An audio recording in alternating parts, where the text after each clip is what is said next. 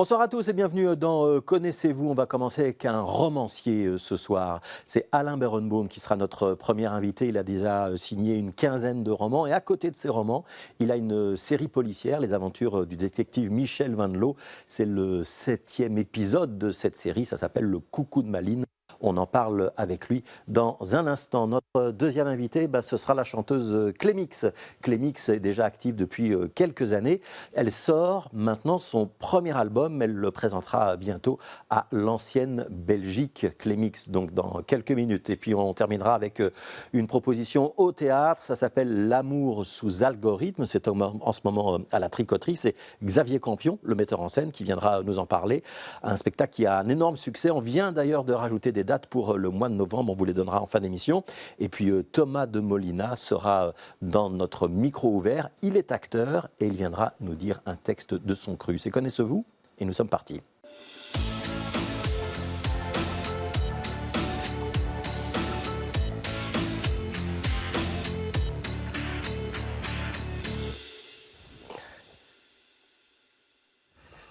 Bonjour Alain Berenbaum. Bonjour.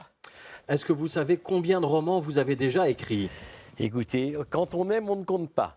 Mais une quinzaine. Ouais. Moi, j'arrive à 22. C'est possible. Ouais. Il faut ajouter la quinzaine de romans à la série du détective Michel Van Loo, où c'est le 7e. Et si c'est le 7e de... Ouais, c'est ça. C'est le 7e de la série Michel Van Loo. Ouais. 15 plus 7, ça fait donc 22. Eh oui. Ouais. On doit vous présenter comment, Alain Berenbaum ? C'est pas facile pour vous, hein ? C'est toujours difficile de se regarder. Oui, moi je suis d'abord un enfant unique. Donc dès que j'étais petit, j'étais seul. Et déjà devant une feuille blanche, donc j'ai toujours aimé et lire et écrire. Et je suis le petit à lunettes, donc d'autant plus tourné vers la feuille. Et après ça, j'ai commencé très rapidement à écrire, mais aussi je me suis assez vite passionné pour le droit. Et j'ai tourné vers le droit d'auteur, à une époque d'ailleurs où peu d'avocats faisaient du droit d'auteur en Belgique. Il n'y avait pratiquement pas de documentation, de doctrine, comme on dit, sur la matière. Donc j'ai écrit un livre sur le droit d'auteur. Et ça fait de vous l'un des grands spécialistes du droit d'auteur en Belgique, ou en tout cas en Belgique francophone. Hein. Oui, vous êtes avocat dans ce domaine-là. Hein. Absolument, et j'étais le premier à donner un cours uniquement de droit d'auteur à l'ULB. Ouais. Et puis voilà, donc j'ai eu, dans toute ma vie, j'ai balancé entre le plaisir de l'écriture et le plaisir du droit d'auteur. Ouais. Vous avez publié il y a une trentaine d'années seulement. C'est-à-dire que dans la première partie de votre vie, vous ne publiez pas, en tout cas pas d'œuvre romanesque, pas d'œuvre de fiction. Alors je vais sûrement poser une question qu'on vous a déjà beaucoup posée. Passer à la fiction, c'est quoi ? C'est un échappatoire, c'est une distraction, c'est une récréation par rapport à votre activité d'avocat, de juriste ? Non, c'est un besoin. J'ai le même plaisir et la même passion de faire du droit, en tout cas du droit d'auteur, et du droit à l'information. Je fais les deux matières, et le plaisir de l'écriture, le besoin de l'écriture. Donc je ne suis pas un peintre du dimanche. Il n'y a pas deux Alain Berenbaum, un qui serait juriste jusqu'à 18h et un écrivain qui prendrait le relais à partir du dîner, par exemple. Oui, il y en a deux. Oui, c'est vrai, il y en a deux, mais qui s'imbriquent évidemment. Mais il y en a deux. Par exemple, je suis certain que le fait que j'ai commencé à écrire des romans m'a servi aussi pour écrire des articles juridiques. La plume est plus fluide et donc on parle mieux aussi de droit quand on écrit. Mais même chose, le droit m'a appris aussi une certaine rigueur dans l'écriture de romans. On ne peut pas écrire n'importe comment, même si c'est de la fantaisie et de la fiction. Il y a une rigueur à garder, un rythme à garder, et je pense donc que je vis les deux expériences, à la fois le droit et l'écriture, avec le même enthousiasme et le même besoin surtout. Ouais, et puis vous êtes avocat aussi, par exemple, parfois de membres de la famille royale. Et puis vous êtes chroniqueur dans le journal Le Soir. On peut vous lire dans l'édition du samedi très régulièrement. Vous diriez de vous que vous êtes un homme qui reste toujours connecté à l'actualité, qu'elle soit juridique ou plus large? Oui, je suis passionné effectivement par l'actualité politique. Et d'ailleurs, la plupart de mes romans s'inscrivent dans un cadre politique, qu'il soit politique historique, comme dans la série Michel Vanloo. Chacun des épisodes de la série Michel Vanloo correspond à un événement politique belge, et que ce soit dans mes autres romans qui souvent se passent dans différents coins du monde, mais aussi des coins du monde justement où il y a une actualité politique brûlante. Et donc la politique a toujours alimenté aussi mon travail romanesque. Alors, je vous propose de vous asseoir, si vous avez envie. Vous allez pouvoir prendre place sur la banquette. À votre gauche, voilà, près du livre, juste devant le dossier, c'est parfait. Ça veut dire que vos ouvrages, ils sont très documentés, à la fois quand on va dans le passé, avec Michel Vanloo, on va y venir dans un instant, ou quand on voyage dans l'espace ou dans le temps. Il y a un gros travail de préparation chez vous, ou c'est votre lecture quotidienne de la presse qui vous permet déjà d'avoir les bases? Oui, c'est ça. La lecture quotidienne de la presse ou l'écoute des journaux radio m'alimente. À partir de là, naît une idée romanesque. Et puis, au fur et à mesure que j'écris, je me documente. Parce que je ne veux pas non plus que la documentation bloque l'inspiration. Il faut que le livre et sa vie propre. Ce ne sont pas des essais ou des romans politiques ou des essais politiques, mes romans. Ce sont des fictions, mais qui se déroulent sur un fond politique et qui sont alimentés par la fièvre qui fait brûler tel ou tel coin du monde dans lequel se déroule le roman. Ouais. Et vous avez aussi travaillé dans le passé pour la Ligue des droits de l'homme, par exemple. Vous avez été observateur, hein, je pense, si je ne me trompe pas. Oui, même secrétaire général de la Ligue des droits de l'homme. Et observateur pour certaines élections, notamment. On va s'intéresser au Coucou de Malines, parce que c'est l'ouvrage que vous sortez. Il vient de sortir, c'est tout frais. Il est sorti il y a 2 jours. Tout chaud. On peut se précipiter dans les librairies. Théoriquement, il vient d'arriver. C'est la série donc du détective Michel Vanloo. C'est le 7e opus. C'est à Genèse Édition. On va se retrouver dans l'immédiate après-guerre, dans une Belgique qui n'a pas encore tout à fait résolu tout ce que la Seconde Guerre mondiale a provoqué comme remous chez nous. C'est ça, c'est le point de départ, hein? Et c'est le point de départ de chacun des épisodes de la série. Le Coucou de Malines se déroule en 1957. Donc cette série, effectivement, le premier volume de la série commençait en 1947. Nous sommes cette fois-ci en 1957. C'est en effet intéressant de se promener dans cette Belgique-là qu'on a très peu vue dans les romans. Il y a des bouquins évidemment sur l'histoire de Belgique, mais il y a très peu de romans au fond qui se déroulent je ne sais pas pourquoi, les romanciers de cette époque-là n'écrivaient pas sur la Belgique de leur époque. Et donc, en tout cas du côté francophone. Et donc, c'est un plaisir, je trouve, de redécouvrir cette Belgique-là, dans laquelle on vit aujourd'hui, dont on hérite, puisque par exemple, dans le Coucou de Malines, je dirais qu'il y a on tourne autour de la question flamand francophone. C'est le début, au fond, des tensions et des luttes entre flamands et francophones. Et donc, on peut dire que 70 ans plus tard, les choses en sont toujours à peu près là. Ouais. Et votre détective, Michel Vanloo, d'ailleurs, il ne parle pas le néerlandais, en tout cas pas très bien, et ça va lui jouer des tours dans l'enquête qu'il va mener cette fois-ci. Il y a beaucoup de vous dans ce personnage de détective, Michel Vanloo? Écoutez, Michel Vanloo a ceci de particulier par rapport aux autres détectives de la littérature, c'est qu'il est très mauvais. Je dirais que c'est plutôt un anti-héros qu'un héros.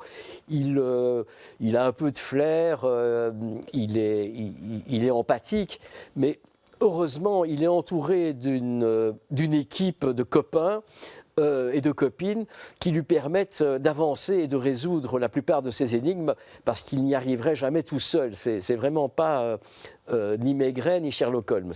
Et il a une fiancée magnifique qui est Anne. Ici, ça tombe bien, Anne est néerlandophone. Et donc, elle va beaucoup l'aider dans cette enquête qui se passe à Malines, comme le nom du livre à Malines et en partie à Bruxelles. Parce et en partie à Bruxelles. Il y a beaucoup de choses qui se passent à Bruxelles. Et vous avez, je pense, vous êtes scarbécois de naissance, vous avez, je pense, un certain plaisir à décrire ou à imaginer le Bruxelles des années 50 quand même.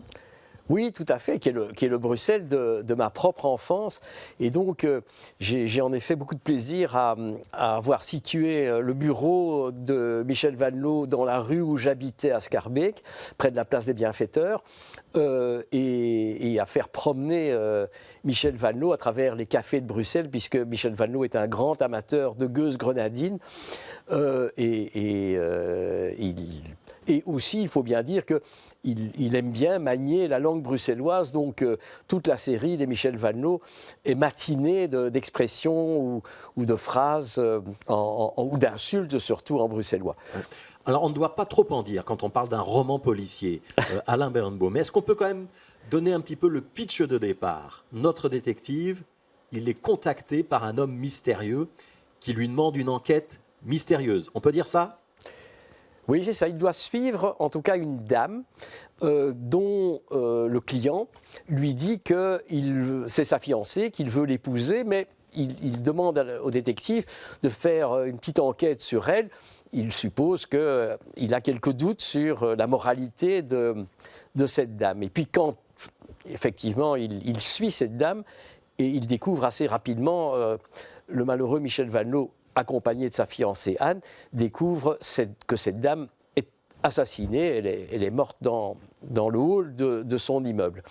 Et voilà le départ, effectivement, du roman policier. Ouais. Et donc ça, c'est le point de départ. Et donc, pour résoudre l'énigme, il faut notamment essayer de remonter vers celui qui avait commandé la première enquête, qui avait visiblement l'habitude de s'adresser régulièrement à des détectives et pas toujours le même.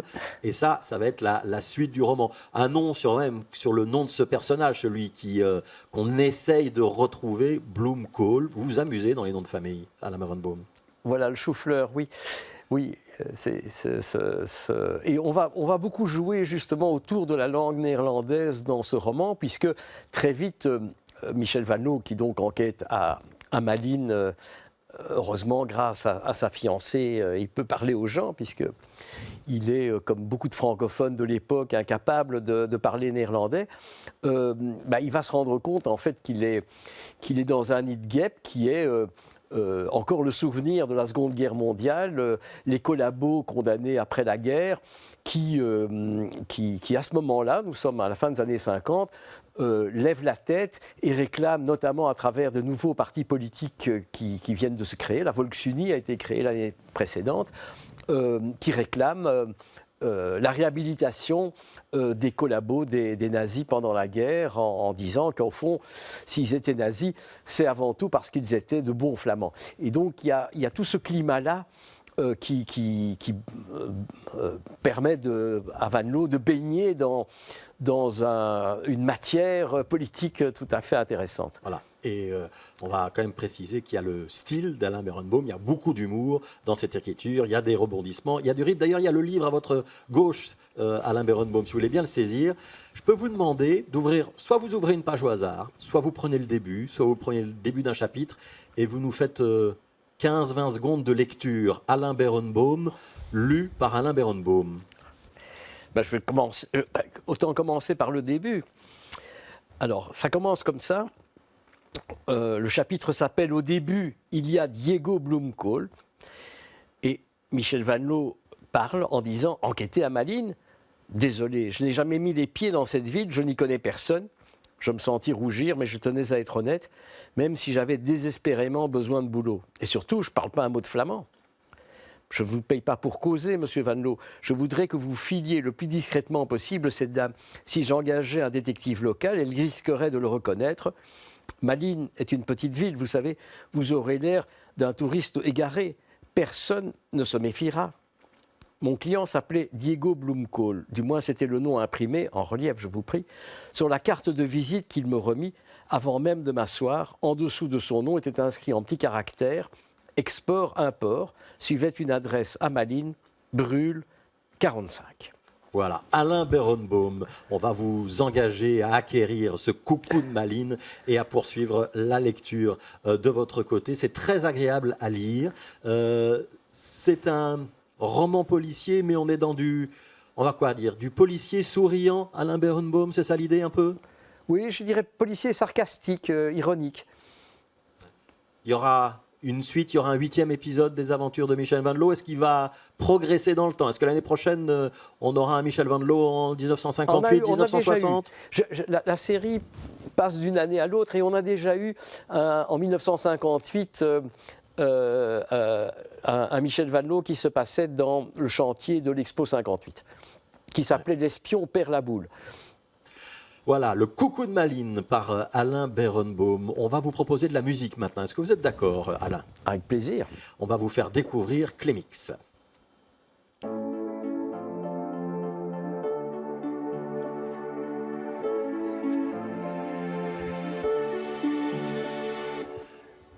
Vous vous posez quoi comme question, Clémix? Où dois-je m'asseoir, c'est ça? J'ai vu que Alain était resté debout. Est-ce que maintenant, moi, je peux m'asseoir? Vous pouvez vous asseoir. Est-ce que vous pouvez vous mettre en face d'Alain? Bien sûr, avec Voilà. plaisir. Et comme ça, vous allez pouvoir déjà vous présenter et lui expliquer qui vous êtes. Donc, en vrai, je m'appelle Clémentine. Mon projet s'appelle Clémix. C'est un projet solo. Je suis autrice, compositrice, productrice, interprète, chanteuse, pianiste. Et je viens de sortir mon premier album. Le projet existe depuis à peu près 6 ans. Et je viens de sortir mon premier album, Endorphine. Et tout de suite, je vois qu'on a quelque chose en commun, c'est l'humour et le côté ironique. C'est voilà. très belge en même temps. C'est très belge, absolument. Ouais. Comment vous définiriez votre musique, Clémix, si on doit mettre des étiquettes sur votre style? Je pense qu'il faut parler de chansons, parce que c'est des chansons, c'est en français, il y a beaucoup de mots, il y a du texte, il y a une importance donnée au texte, il y a de la poésie, je pense, de l'humour aussi. Et puis il y a toutes les influences musicales qui m'ont porté depuis mon adolescence. La soul, le funk, les musiques plus funky, des trucs un peu jazzy, la musique électronique. Donc tout ça fait un espèce de grand mélange de styles avec un fil qui est le texte, le sens, les histoires. Voilà, on va peut-être prendre un premier extrait de votre musique, comme ça on va en reparler juste après. La rumba, le mambo, la cumbia, le tango, la bossa, le fado, la susta, la java, le swing, le cha-cha, le jive, la mazurka, la valse ou la polka, tout mais pas la salsa. Tout mais pas la salsa. Je me baladais ce vendredi en Hermosa, rien soda, l'après-midi bien entamé, les pieds traînant sur les pavés. Je ne l'avais pas vu arriver, Lola aux yeux bleus et Cuba, revenant tout juste de Cuba, la tête encore là-bas. Elle avait rencontré un gars, beau, grand, brun, bronzé. Il faudrait la lier. Pour mettre les chances de son côté, me raconte-t-elle tout excitée. Elle a décidé de faire le pas et de prendre des cours de salsa. Oh non, Lola, non, non. La rumba, le mambo, la cumbia, le tango, la bossa, le fado, la susta, la java, le swing, le cha-cha, le jive, la mazurka, la valse ou la polka, tout mais pas la salsa. Tout mais pas la salsa. J'ai laissé Lola à Cuba, c'était un peu trop chaud pour moi. De recommencer à avancer, la fin doucement me tiraillait. J'ai continué à balancer mes pieds sur les pavés. Rien ne s'apprêtait à m'arriver que cette solitude assumée. Oui, c'est moi qui l'avais voulu. J'allais pas crever dans mon jus. Non, je voulais juste manger des frites bien grillées. Mais le serveur débordé avait oublié de saler. Je lui dis, eh mec, s'il te plaît, tu me sales ça? Ah, ça, non, non. La rumba, le mambo, la cumbia, le tango, la bossa, le fado, la susta, la java, le swing, le cha-cha, le jive, la mazurka, la valse ou la polka, tout mais pas la salsa. Alain Berenbaum, première réaction à ce que vous venez de voir et d'entendre? J'ai envie d'entendre tout l'album maintenant. Génial. Bon, ça c'est déjà bien, alors. Ah oui, non, vraiment, c'est drôle, ça bouge, et en même temps, ça ne se prend pas au sérieux, c'est formidable. Qu'est-ce qu'elle vous a fait la salsa, Clémix? En fait, ça vient d'une histoire tout à fait réelle. C'est que j'ai été DJ pendant très longtemps. Et je passais toutes sortes de styles, vraiment funk, soul, électro. Et il y a toujours un moment dans la soirée où on vient me demander de la salsa. Et c'est vrai, je déteste la salsa. Pourtant, j'adore le mambo, j'adore la cumbia. Il y a plein de choses que j'adore. Mais la salsa, je ne sais pas, j'ai une espèce de réaction épidermique. Et donc, quand je dis aux gens qui viennent me demander « Ah non, la salsa, je suis désolée, j'ai pas ». Et alors là, les gens sont presque fâchés. Alors qu'avant, ils étaient tous sur la piste de danse, ils m'adoraient. Et puis, donc, je me suis dit « Ah non, je vais leur répondre en chanson, voilà ». Bon, il faudra un jour qu'on arrive à vous convaincre. Alain Berenbaum, il y a une scène dans le Coucou de Malines où Michel et sa fiancée vont danser. Il n'y a pas de salsa, hein. On peut rassurer Clémix. Hein. C'est plutôt. Oui, on est en 57, hein, donc. Ça n'existe pas. Enfin, voilà, c'est plutôt du ça. rock. Ouais. Voilà, ils sont plutôt là. Alors, il y a une série de grands rockers de l'époque que j'aime beaucoup qui défilent dans cette discothèque de la rue Neuve. Ouais, c'est l'époque des jukebox encore, voilà. Hein, dans les cafés. Clémix, ouais. Vous maîtrisez votre projet du début jusqu'à la fin. Hein, c'est-à-dire que vous vous autoproduisez, vous êtes la seule patronne à bord. C'est une condition existentielle pour faire de la musique. C'est par goût personnel, c'est par nécessité. J'ai eu beaucoup de projets avec beaucoup de gens différents, avec beaucoup de musiciens. Et puis à un moment, je me suis dit, j'écris mes chansons, j'ai envie d'être vraiment libre en fait, de faire vraiment ce que j'ai envie de faire. Et puis, il se trouve que maintenant être musicienne, c'est pas du tout que faire de la musique, mais c'est aussi manager, trouver des dates, faire la promo, concevoir toute l'imagerie, imaginer des clips. Et en fait, j'adore et je pense que maintenant, j'ai quand même des partenaires puisque j'ai un label français qui soutient la sortie du disque et aussi une coproduction. Mais c'est vrai que je resterai seule aux manettes de mon projet parce que je trouve que la vie est courte. Moi, j'ai envie de faire ce que j'ai envie de faire. J'ai pas envie que quelqu'un me dise qu'il faut que je fasse comme ci ou comme ça, quoi. Ça fait 6 ans que vous tournez, vous avez déjà eu des prix, hein. Un prix Georges Moustaki, un prix des Arts de la Seine en 2018, vous avez fait le parcours francophone, hein, qui est le festival des musiques francophones ici en Belgique. Pourquoi est-ce qu'il a fallu attendre 6 ans pour cet album? Alors vous avez sorti 3 EP si je ne me trompe pas, mais le désir d'album, il n'était pas là avant?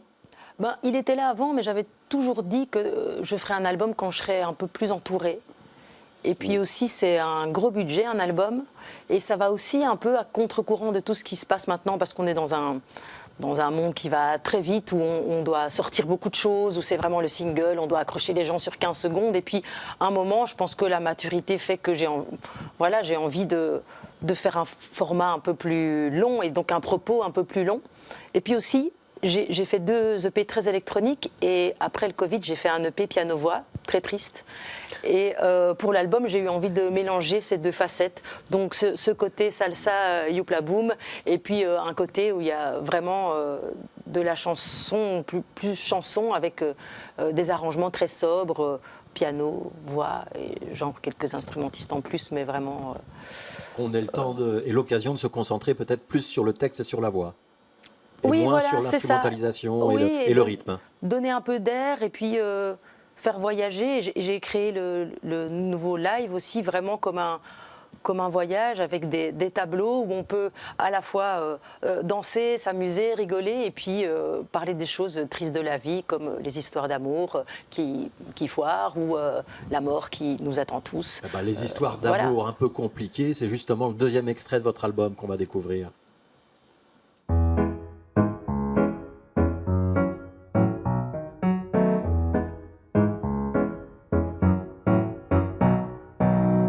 C'est pas de l'amour. Je ne sais pas qui t'a appris ça. C'est pas de l'amour. Non, non, non, non. Je ne sais pas ce que t'attends de moi. C'est pas de l'amour. Non, non, non. Je suis la souris, toi le chat. C'est pas de l'amour. Non, non, non, non, non, non, non, non, non, non, non, non, non. De grands yeux bleus, amoureux. On est lundi, on est à 2. Un souffle étrange et froid. Le mardi, je n'existe pas. Je suis si jolie, si gentille, si attentionnée. C'est ta théorie du mercredi. Mais le jeudi, ça craint. Je ne suis qu'une égoïste bonne à rien. Ouh, c'est pas de l'amour. Non, non, non, non. Je ne sais pas qui t'a appris ça.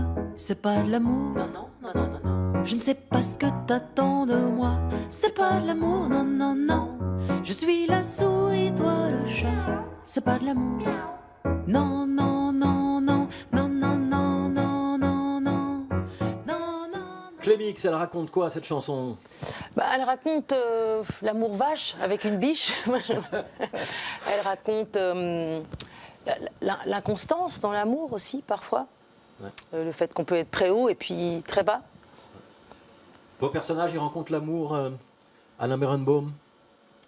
Ah oui, oui, absolument. Le personnage, notamment de Michel Van Loo, mon détective privé, n'existe pas sans sa fiancée Anne. Mais c'est de l'amour heureux. Et c'est un amour heureux, absolument. C'est un amour heureux. Sauf, oui, il y a d'autres épisodes de Michel Van Loo où ça se passait plus mal avec sa fiancée. Ouais. Qui est toujours la même. Qui est toujours la même, Qui tout au long reste de la quand série. même. Le bouquin, c'est ça, ça a commencé en 47, on est en 57, 10 ans plus tard, il est toujours avec Anne. C'est ça, c'est comme Colombo et sa femme. C'est ça. Sauf qu'ici, on le voit, On la voit. Oui, elle a un rôle un petit peu plus... Voilà, elle est très présente. Oui. Ouais. Clémix, Ouais. vous posez cette question parce que vous vous dites aujourd'hui, en 2024, un homme qui reste avec une femme pour des dizaines et des dizaines d'années, c'est difficile? Ben, je pense qu'on est dans une époque du zapping, aussi bien sur les réseaux que sur les histoires d'amour. Je pense que Ah ouais j'ai l'impression. Mais après, ça arrive encore tout à fait. Ah ouais. et Ouais. On va garder cette conversation-là, on y reviendra tout à l'heure, vous allez comprendre pourquoi. On va redécouvrir Clémix, cette fois-ci, ça va être en live et ça va nous permettre de parler de vos prestations sur scène.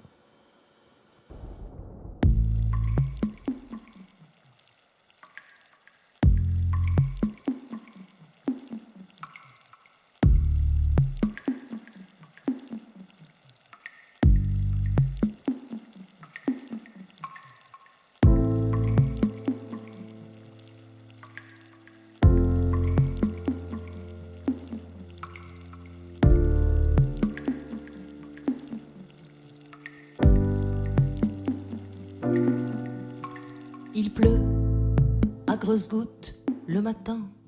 Il pleut à midi, petite bruine. Il pleut tous les soirs, ça s'infiltre. La drache qui s'écoule de mes yeux. Il pleut à grosses gouttes dans mon lit. Il pleut, petite bruine en cuisine. Il pleut dans la cave, ça s'infiltre. La mousson jusque dans mon salon. Mais quand viendra le soleil, le refrain, les abeilles. Mais quand viendra le soleil, j'oublierai cet hiver et la pluie. Je pleure pour rien dans la couveuse. Je pleure, litre d'eau au berceau. Je pleure quand maman ne vient pas. Je pleure, mais papa n'est plus là. Je pleure après mes premiers pas. Je pleure sur mon nouveau vélo. Je pleure à 12 ans en solo. La pluie ruisselle sur mon dos. Mais quand viendra le soleil, le refrain, les abeilles. Mais quand viendra le soleil, j'oublierai cet hiver et la pluie. Mais quand viendra le soleil. Alain Berenbaum, on a l'air de vous voir un petit peu subjugué, vous êtes sous le charme là. Ben oui, absolument. Je suis absolument sur le charme. Et en même temps, parce que je trouve que ces chansons que je viens d'entendre ont un côté très romanesque. Elles racontent des histoires, alors qu'elles sont en même temps très, très modernes et très musicalement très, très fortes. Et donc, c'est un mélange qui me séduit beaucoup. Ouais. C'est ça le secret d'une bonne chanson. Clémix, vous êtes d'accord? Il faut qu'il y ait un petit récit à l'intérieur? Ben oui, moi je pense que j'aime bien raconter des histoires et des émotions aussi.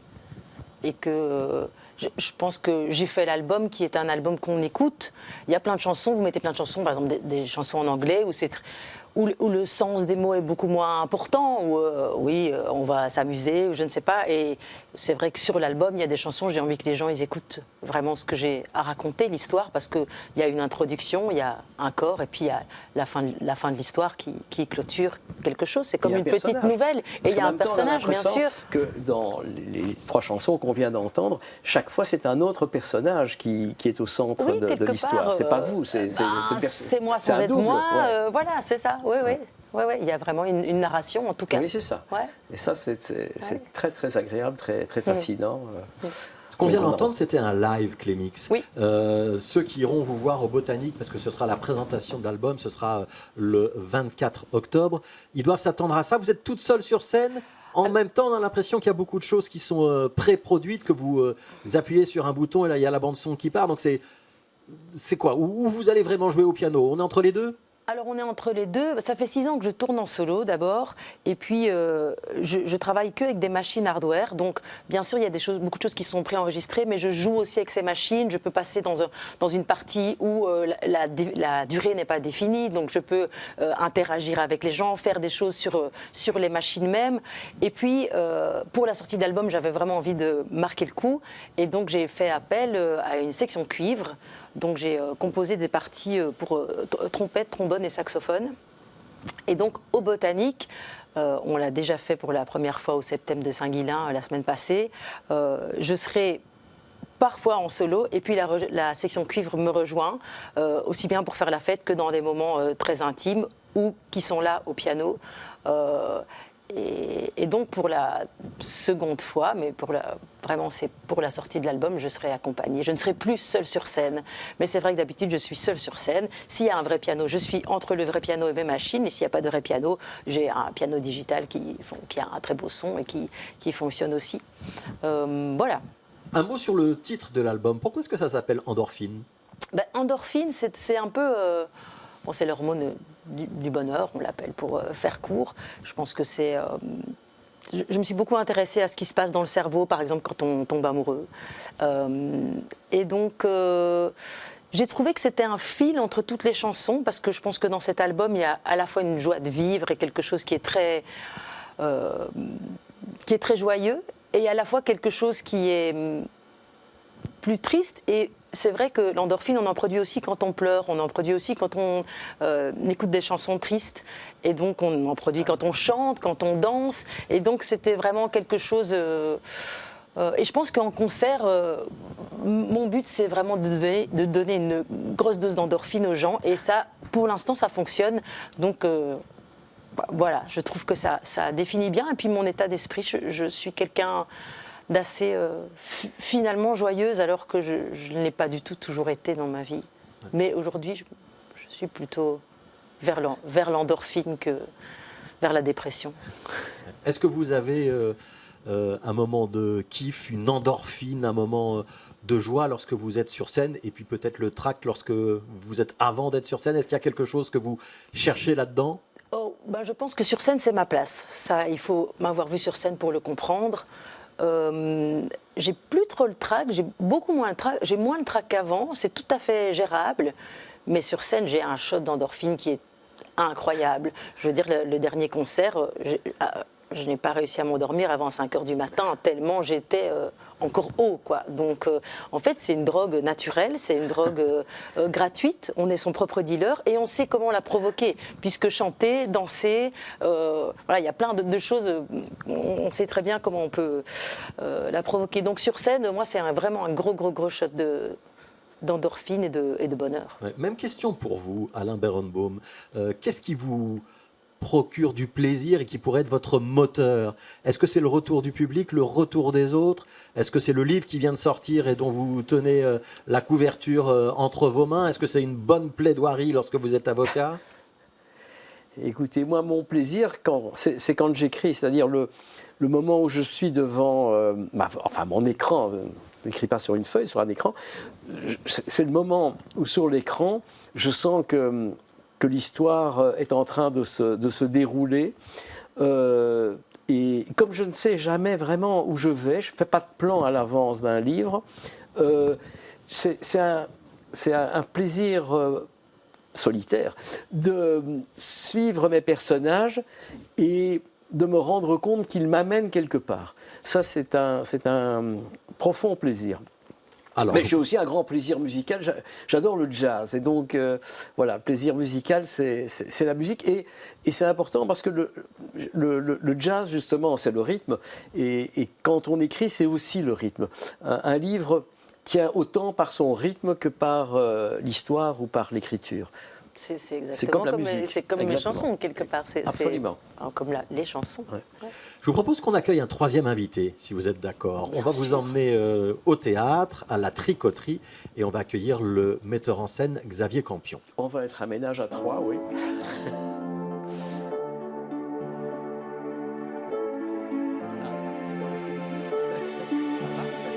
Je pense que tu peux t'asseoir. Oui, il reste une place au milieu, théoriquement c'est pour vous, Xavier. Voilà. Moi, je suis restée debout un long moment perdu. Oui. Vous pouvez vous présenter, Xavier?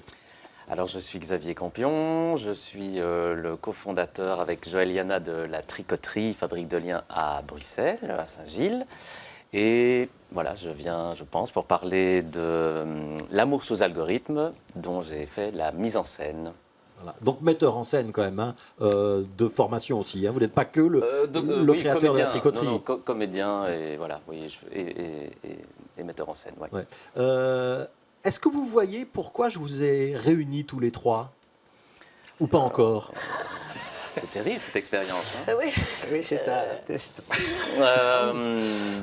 Moi, je vois en tout cas l'intérêt pour l'écriture. En tout cas, voilà. Et en effet, les récits, on a parlé de personnages, même dans les chansons. Et je crois qu'on est tous les trois intéressés par l'écriture. Et l'importance des sujets, je pense aussi.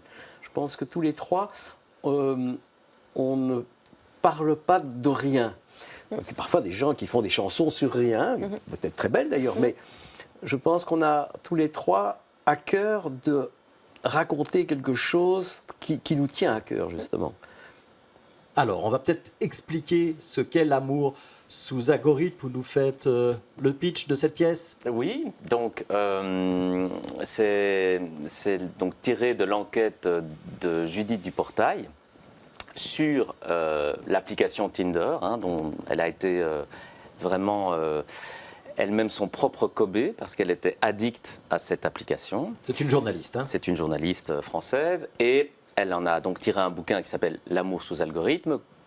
Et pourquoi on a envie d'en faire un spectacle? Parce que c'est pas un texte de théâtre au départ. C'est parce qu'il y a en fait vraiment à la fois son trajet personnel, ses déboires amoureux, sa relation à l'application, et tout ce qu'elle va découvrir derrière ce monde très opaque des algorithmes et des géants du numérique, quoi. C'était un gros travail, c'est un travail important. Les premières représentations ont déjà eu lieu. C'est un public plutôt jeune et plutôt féminin qui vient voir la pièce, non?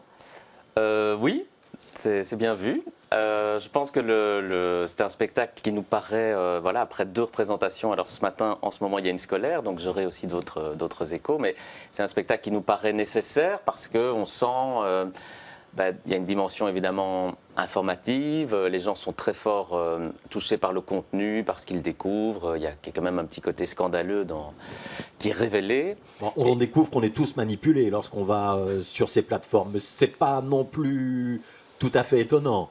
Non, mais aussi que derrière l'algorithme, il y a des hommes qui les ont programmés, et donc une idéologie, et donc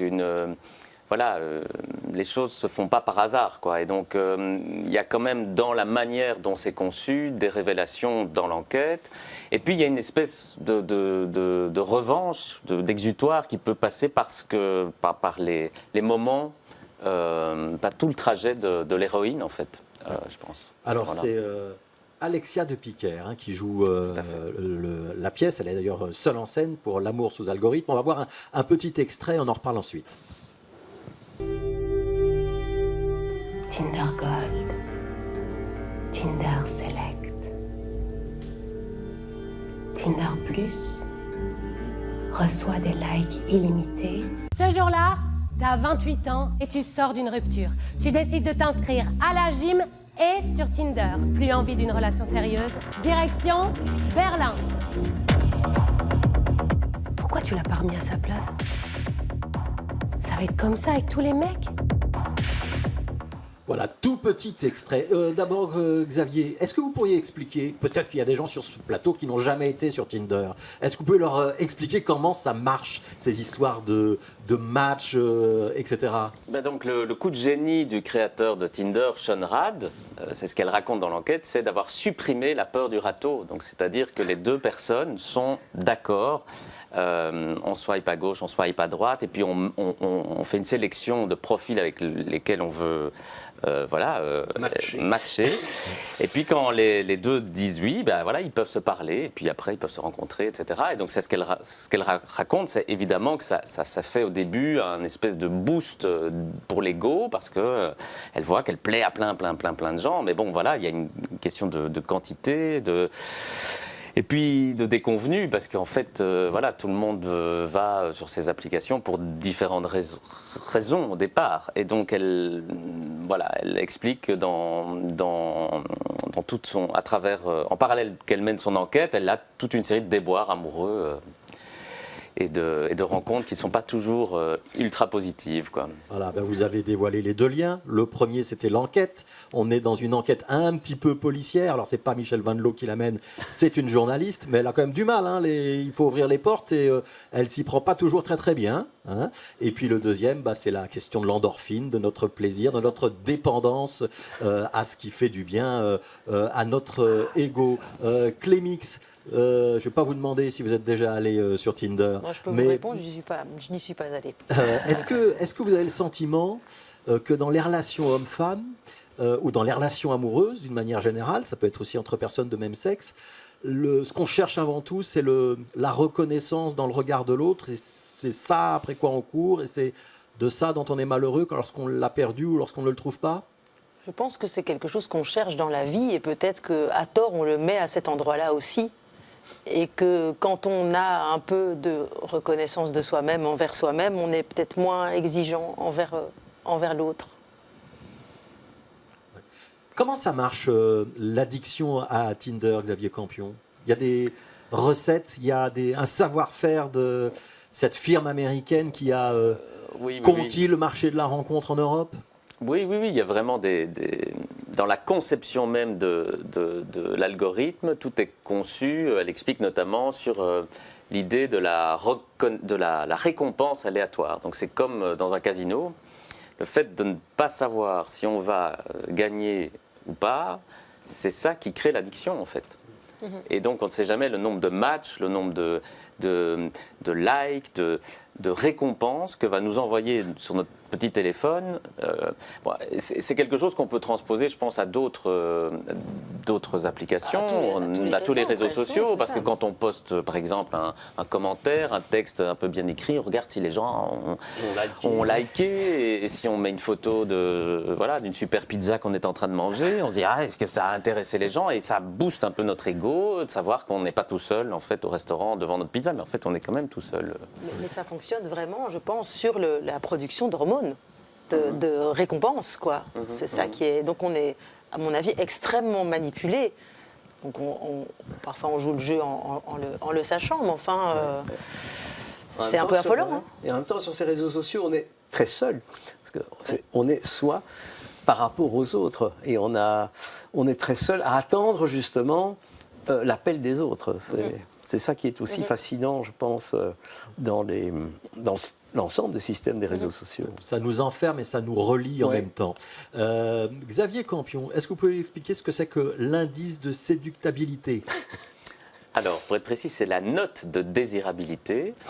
Voilà. Donc, en fait, la note de désirabilité, appelée aussi Elo Score, c'est en fait l'algorithme qui donne à tous les profils une certaine cote. Donc, c'est comme les classements ATP au tennis, les classements FIFA en foot, etc. Quand un joueur marque un but contre le Real de Madrid, évidemment, c'est ce qu'elle explique dans le spectacle, il va avoir plus de points que s'il marque un but contre Guingamp. Et nous, c'est la même chose. En fait, les profils sont matchés. Et derrière, évidemment, cet algorithme, je ne vais pas révéler... j'invite les gens à venir voir le spectacle. Mais on voit que la manière d'évaluer les gens, en fonction de leur diplôme, en fonction du nombre de mots qu'ils utilisent, on va évaluer leur QI, en fonction de leur niveau social, eh bien, l'algorithme, quelque part, décide quels couples sont bien et quels couples ne sont pas bien à faire. Donc c'est complètement dingue, quoi. On arrive à ouvrir la boîte noire de cet algorithme où il y a encore beaucoup de mystères. Non, je pense qu'il y a vraiment beaucoup de mystères, même si elle va assez loin dans son enquête. Bon, voilà, puis le livre a maintenant 3 ans. Nous, on n'a pas mené une contre-enquête, on a décidé d'être des passeurs, on a pris le livre comme un matériau et on n'a pas joué les journalistes, même si, voilà. Donc je crois que c'est quelque chose qui évolue tout le temps et le spectacle amène surtout à dire, soyons un peu plus lucides autour de ces applications. On va de toute façon faire avec. On ne va pas dire c'était mieux avant. Non. Et puis il y a sans doute des belles histoires qui arrivent grâce à ça.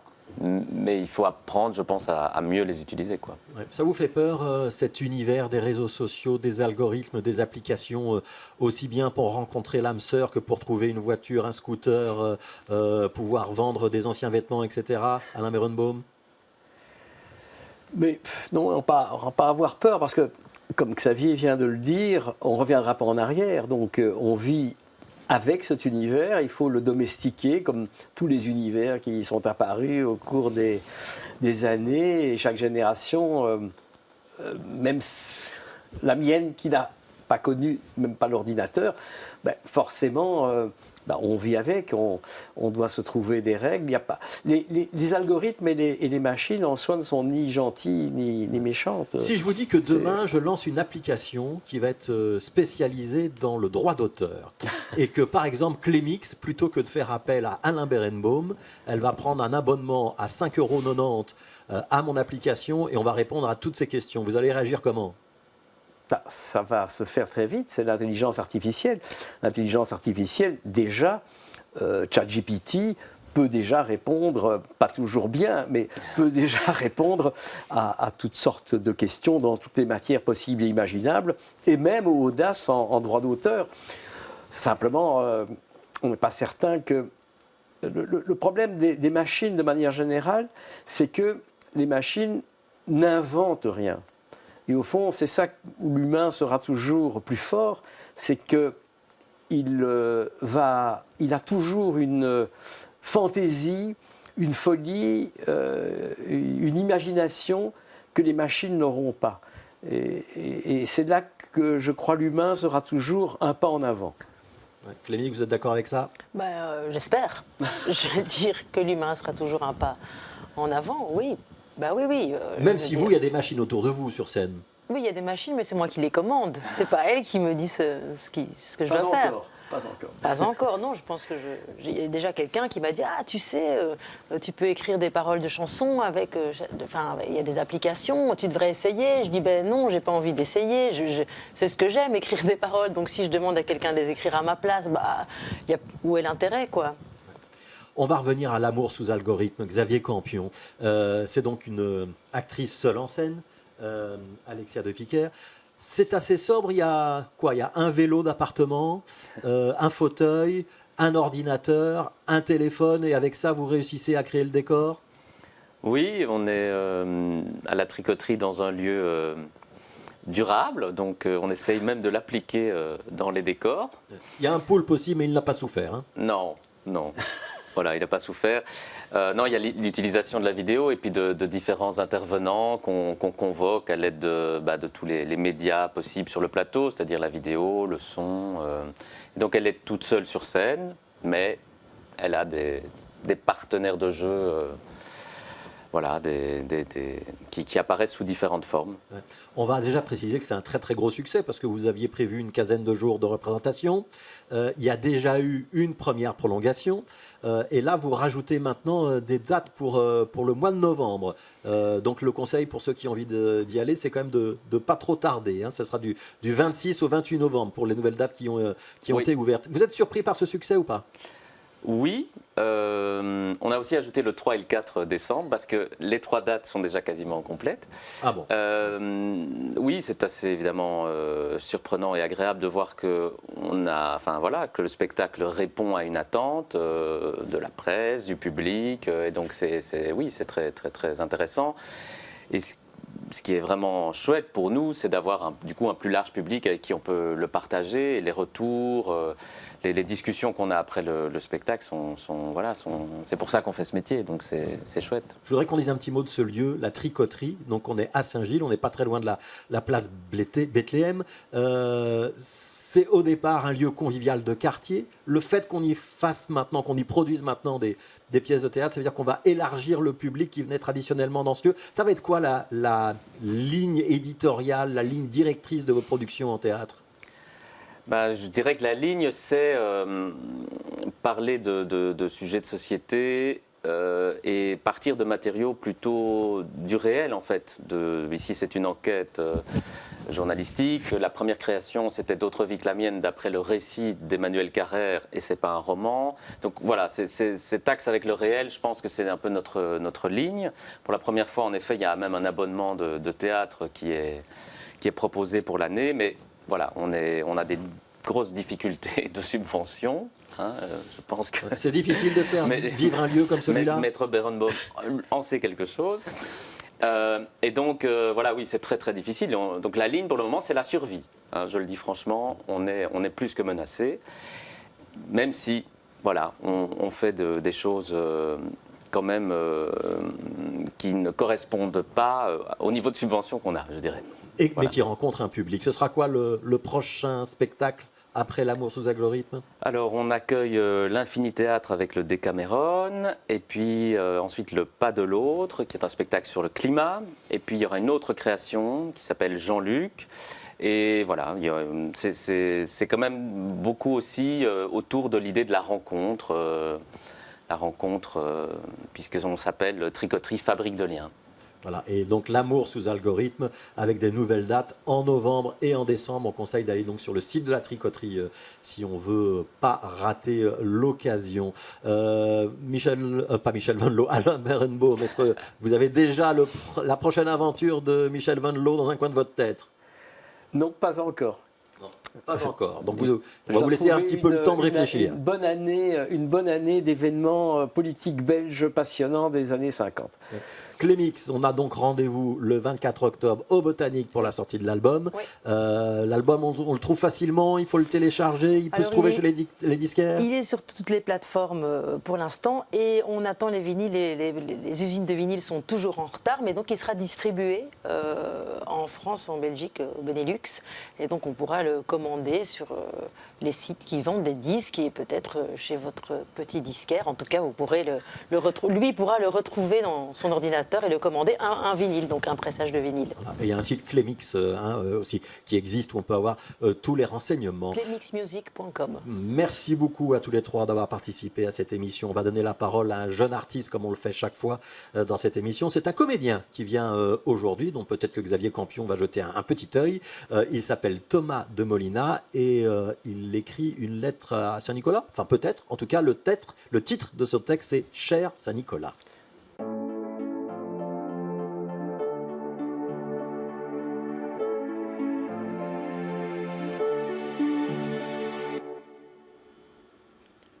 Cher Saint-Nicolas, tu n'es jamais revenu. La cheminée a fait place à un poêle à pellets, à un feu numérique, ou a simplement été condamné. Le spéculoos est devenu Biscoff, imitant peut-être ton cousin Noël devenu mannequin pour Coca-Cola. J'ai donné toute ta monnaie en chocolat et j'ai dû manger les carottes qui traînaient au frigo. Il n'y a même plus de masse-pain pour les soirs de décembre. Tu n'es jamais revenu. Dis-moi, étais-je le seul à te servir un verre de lèvre blonde avant que tu passes, comme papa me le suggérait ? Ça devait faire une sacrée tournée, hein. Cette année, je n'ai pas découpé avec mes petits ciseaux les jouets que je désirais dans le catalogue Dreamland. Car à vrai dire, je ne veux plus grand-chose. Pourtant, je rêve encore. Non, pas que tu reviennes, ça j'ai cessé d'y compter. Je pourrais te demander de venir en aide aux enfants que tu ne visites jamais, ceux de Gaza, du Liban, d'Ukraine, du Soudan, d'Arménie, de RDC, ceux qui souffrent en silence, ceux qui ne t'écrivent pas, ceux qui t'écrivent de partout, mais surtout de nulle part, ceux qui s'enferment dans leur chambre, ceux dont les monstres ne se cachent pas dans le placard, mais dans la pièce d'à côté, ceux qui ont perdu espoir, ceux qui n'ont rien à perdre, et puis celles. Oui, celles. Celles qui passent en second. Celles qui ne peuvent jamais rajouter leur grain. Celles dont on croit qu'elles en ont un de grain, quand elles s'expriment comme ceux du dessus. Celles du dessous, des bas-fonds. Celles qui doivent se plier en quatre. Celles qu'on tire par les cheveux. Celles qu'on crache, qu'on lapide, qu'on brûle. Celles qu'on veut silencier. Celles qui n'ont plus de monstres sous leur lit car ils se sont glissés dans les draps. Celles qui crient au monde, qui quittent la salle. Celles qui ne peuvent pas avoir les mêmes cadeaux sur leur liste que ceux de ceux. Et puis, il y a celles qui ne sont ni ceux ni celles, et pourtant qui sont si seuls. Je ne te demanderai pas de leur venir en aide, non. Je sais bien que tu en es incapable. Tu n'es jamais revenu. Cette année, je ne t'écris pas en décembre, mais promis que je t'écris depuis le dernier mois, l'ultime version de qui je suis, que je poursuis encore et que j'essaie tant bien que mal de mettre à jour. Cette année, je t'écris, car cette année, je pleure. Que faire d'autre à la vue des cendres qu'ont recrachées les urnes? Cette année, je ne suis plus sûr d'être sage. Je n'ai plus envie de porter un masque. Je n'y vois plus d'intérêt. Je ne veux plus être docile comme un petit mouton. Je ne veux plus me faire marcher sur les souliers. Dorénavant, toi, tu peux prier pour nous. Nous, les enfants des âtres inondés, les dernières braises des premiers feux, car nous existons encore.